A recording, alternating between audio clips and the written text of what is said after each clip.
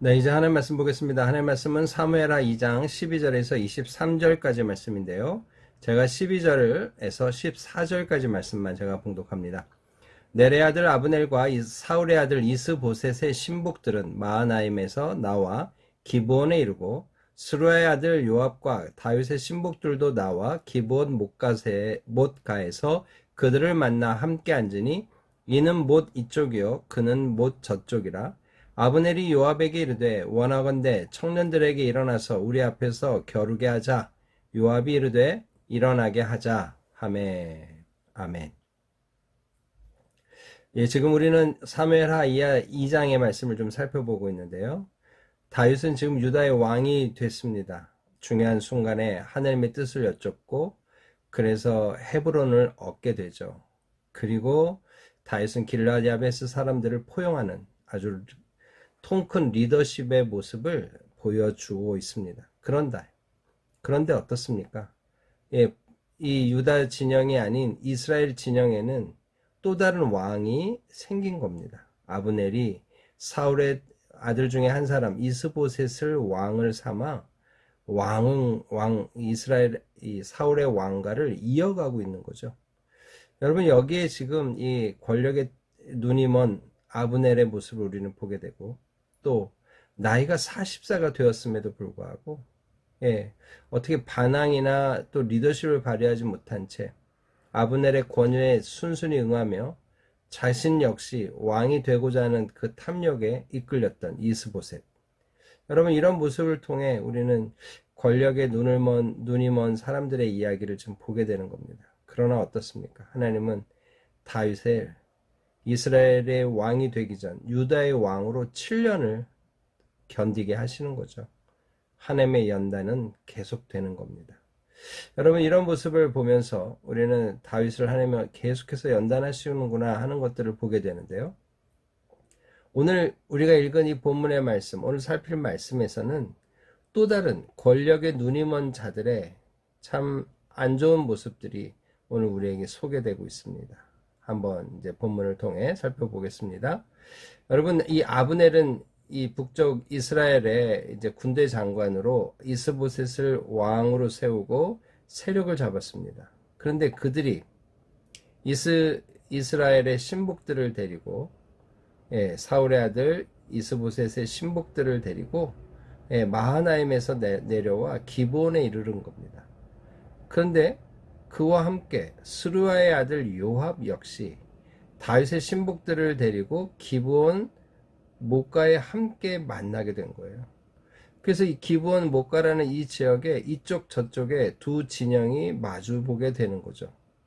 여러분, 그런데 바로 이때 아브넬이 요압에게 하나의 제안을 하는 겁니다. 청년들이 일어나서 서로 누가 더 센지 겨루게 해보자 라고 제안을 하는 거예요. 여러분, 아브넬도 군대 장관이요, 요압도 군대 장관입니다. 아브넬이 북쪽 이스라엘의 어떤 대표 장군으로서 이런 제안을 한다면 요압도 응하지 않을 수 없죠. 그러니까 요압도 그래, 일어나게 하자 하고 대응을 하게 됩니다. 그런데 문제는 이 서로 겨루게 하자라고 하는 이것이 그냥 어떤 스포츠 모습처럼 그냥 힘을 서로 드러내는 정도가 아니라 목숨을 걸고 싸우는, 그냥 격투기 정도가 아니라 그냥 목숨을 걸고 싸우는 전투가 진행되는 겨루기였다는 거죠. 여러분, 그래서 15절에 보니까 이렇게 말합니다. 일어나 그 수대로 나아가 베냐민과 사울의 아들 이스보셋 편에 12명, 다윗의 신복 중에 또 12명. 그래서 12대 12로 서로 싸움을 하라 이렇게 결정을 하고 싸움을 하게 된 겁니다. 그런데 16절에 보니까 각기 상대방의 머리를 잡고 칼로 상대방의 옆구리를 찌르매 일제히 쓰러지는 거예요. 지금 어떻게 이 전투가 진행되는지 알 수 없습니다만 서로 머리를 잡고 서로 옆구리를 찌르기 시작한 거예요. 이 중에 더 센 사람이 더 많이 죽였을 수도 있어요. 그러나 선발된 사람들의 실력이 비슷하지 않겠어요? 그러니까 일제히 쓰러진 겁니다. 12대 12로 싸웠다가 24명, 24명이 거의 죽음을 당하게 된 거예요. 그래서 그곳 이름을 헬갓 하수름이라 이렇게 정했다는 거예요. 이 헬갓 하수름이라라는 이 히브리 말은 피의 들판이다 이런 뜻입니다. 그러니까 피가 낭자한 전투를 하게 된 거예요. 여러분 이럴 수 있을까요? 아무리 지금 서로 군인이라지만 서로 죽이는 것을 그냥 지휘관 한마디에 의해서 자기 부하들을 야 가서 쟤네들 죽여봐. 네가 죽어도 괜찮지? 이런 식으로 말하며 죽음의 자리로 끌어내서 죽게 만든 거예요. 여러분 이럴 수 있나요? 고대에 어떤 이런 전투가 있다고 해도 여러분 이거 있을 수 없는 일이죠.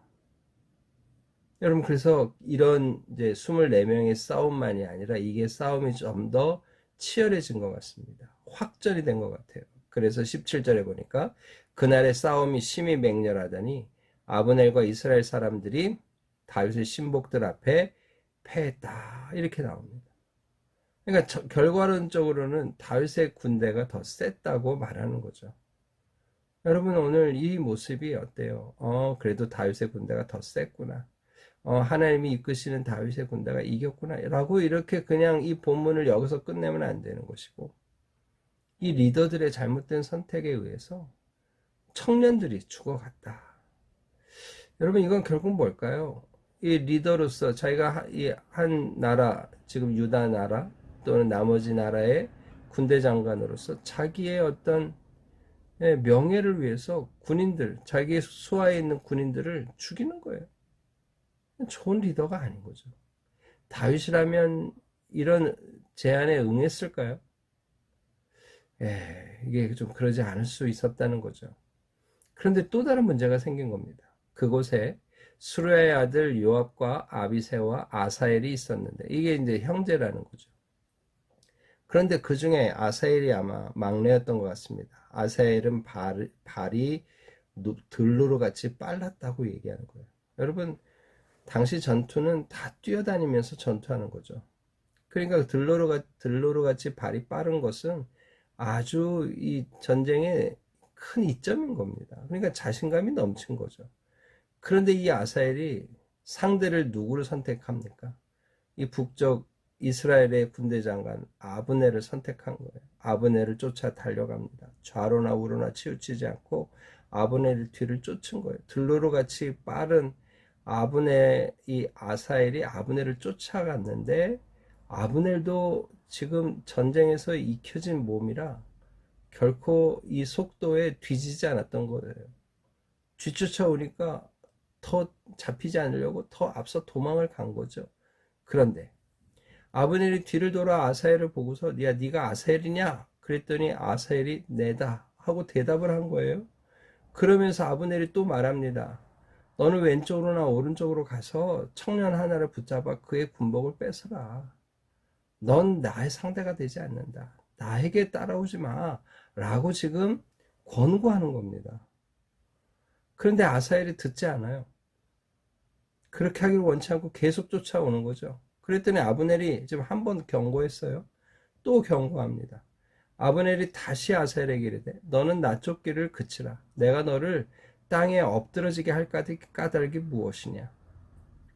그렇게 하면 내가 어떻게 내 형 요압을 대면하겠느냐? 요압과 나는 얼굴에 아는 관계인데 내가 요압의 동생인 너를 죽이면 내가 네 형을 어떻게 얼굴을 보겠냐? 이렇게까지 말하는 거예요.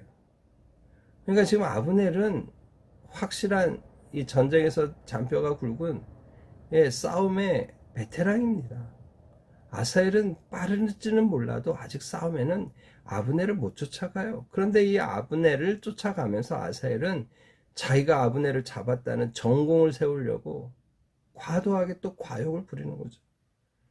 지금 리더들이 문제인데 그 리더를 따르는 지금 아사엘이 또 탐욕을 부리는 거예요. 전공에 눈이 멀어서 자기가 상대할 수 없는 상대를 쫓아서 정말 계속 쫓아다니는 거죠. 그래서 어떡합니까? 그가 물러나기를 거절하며 정확히 쓰고 있어요. 아브넬이 창 뒤끝으로 그의 배를 찌르니.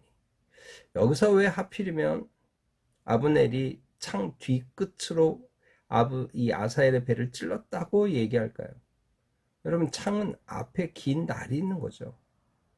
근데 이 창이 때로는 뒤에서도 이 뒤를 돌려서 사람을 칠 수도 있기 때문에 작은 칼을 뒤에 달아요. 그러니까 이것은 주 목적이 아닙니다. 큰 칼이 달려있는 앞에 찔려지면 치명상을 얻게 되지만 뒤쪽에 있는 칼 끝은 창 끝에 있는 요 창 끝에 있는 조그만 칼은 그냥 이 뭐랄까요 살짝 비는 정도 그 정도였을 거라고 학자들은 얘기합니다. 그러니까 이 사람 지금 아브넬이 뒤에서 쫓아오니까 창을 돌려서 긴 날로 아사엘을 찌르려고 하지 않고 창 뒤끝으로 아사엘을 살짝 건드리려고 했던 거라 이렇게 해석하는 겁니다. 왜요? 죽이진 않았어야 되니까. 죽이면 안 되니까. 그런데 결과는 그렇게 생각대로 되지 않은 거예요. 뒤끝으로 그의 배를 찔러버린 겁니다. 그런데 그 찔러버린 게 등을 꿰뚫고 나가게 된 거예요. 왜 이렇게 됐을까요? 지금 아사엘이 계속 쫓아오잖아요. 그러니까 그 속도에 칼끝이 이 뒤끝에 있는 조그만 칼이지만 그 속도 때문에 뚫고 나가게 된 거죠. 결국 그곳에 아사엘이 죽게 되는 겁니다. 여러분, 오늘 이런 어떻게 보면 큰 일이 아닌 이야기를 이렇게 사무엘하 저자는 왜 이렇게 우리에게 자세히 써서 알려주는 것일까요? 예, 여기에는 우리 인간이 가지고 있는 또 다른 탐욕, 권력이죠. 또 어떤 사람들의 이목과 칭찬이죠. 이런 것들에 대해서 우리가 주의하지 않으면 안 된다는 경고를 주는 겁니다. 오늘 아브넬과 요압은 자기들의 결정에 따라 그냥 자기 밑에 수하의 사람들을 그냥 죽이기로 결정하는 거예요. 자기 이름 때문에. 내가 니들 군대보다 내가 요압보다 낫지.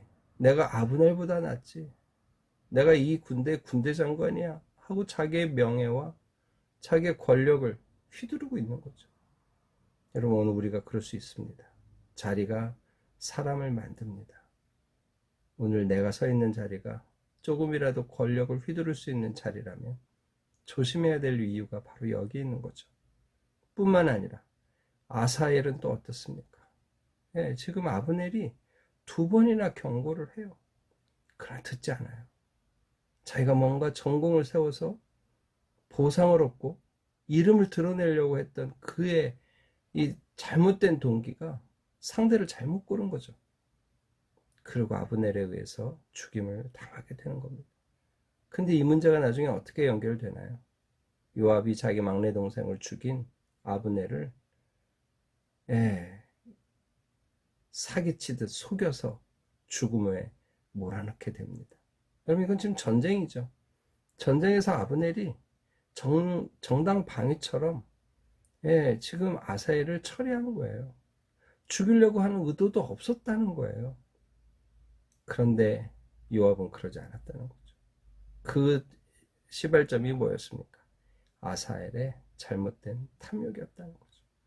여러분, 오늘 우리 안에 이런 모습이 있을 수 있습니다. 내 이름을 드러내고 나를 높이려고 하는 것 때문에 우리가 잘못된 판단을 하고 선택을 할 수 있다. 오늘 우리가 그러지 않도록 깨어서 더 하나님의 원하시는 온전함으로 나아가는 우리가 되기를 이 한 시간에 좀 작정하고 결심하고 기도하며 오늘 하루도 주님과 동행하며 살 수 있기를 주님의 이름으로 축복합니다. 다 같이 기도하겠습니다.